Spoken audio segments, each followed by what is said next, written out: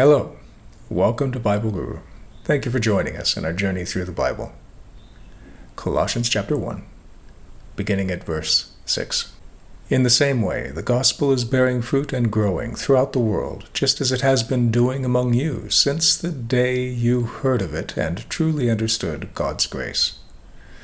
You learned it from Epaphras, our fellow servant, who is a faithful minister of Christ on our behalf, and who also told us of your love in the Spirit. The first commandment in the Bible is to be fruitful and multiply. There is physical fruit, which God was talking about when he commanded Adam and Eve. There is also spiritual fruit, which Paul describes here.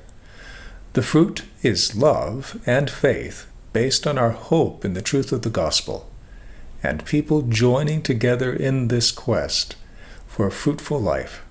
So, what is it that makes the gospel grow? Just two things are listed here. First is stories of faith. A few years ago, a couple on our campus was baptized. They came from another country. I didn't understand when I first met them what they'd been through. They had lost their business in the country they came from. They came here hoping to start a new life. They'd been married for 10 years and had been trying to have children, but they had not been able to. They'd gone to many doctors and taken a lot of medicines, used as much money as they had in order to try to solve the problem. They'd gone to religious leaders in their community, and nobody brought any help. And some people in our community had been telling them about how Jesus had changed their lives. And they started coming to our church, and we had a Father's Day. And at the Father's Day, the man, I'll call him Santos was crying, actually, in the service, because the pastor asked everybody to stand up, and all the fathers in the group to stand up, and they prayed for them. And he really wanted to be a father, so he prayed, God, I want to have children.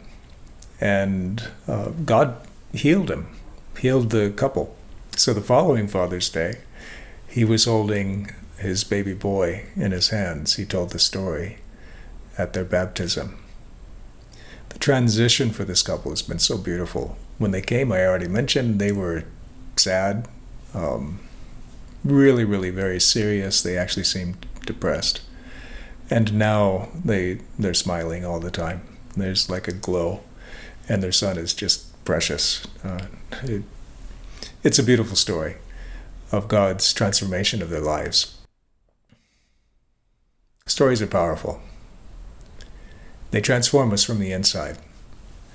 I've referred before to Mary Helen and Dino Young's research at USC concerning how inspiring stories actually stimulate the same system in our bodies that is used for digestion, same portion of the brain. Hearing stories that are inspiring actually rewires our brains so that we begin to have the same structure in our brains. You and I, we listen to the same story. It rewires our brains in the same way.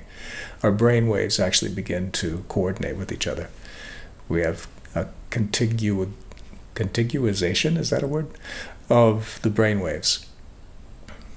We become more like each other.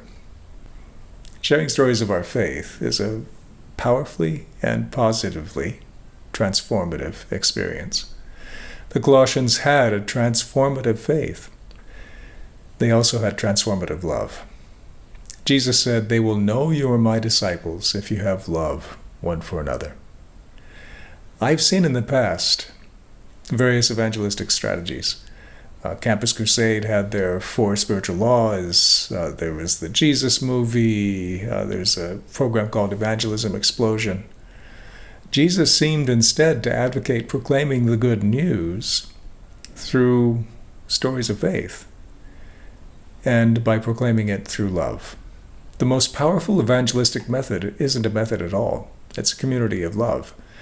There's nothing that is more magnetically attractive to people than spending time with a group where they see and experience people of diverse cultures and languages and education and wealth and status and colors joining together, worshiping and loving God and caring for one another genuinely.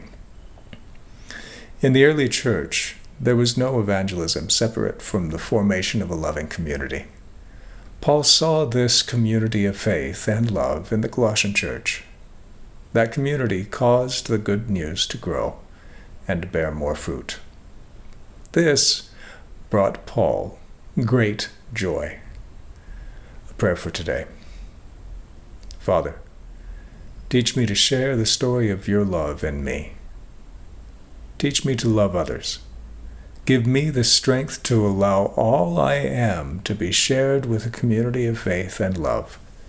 Teach us to be the embodiment of your great love for the world. In the name of Jesus, the one you sent because you loved the world so much, so everyone that believes in him need not die, but can inherit everlasting life. Amen.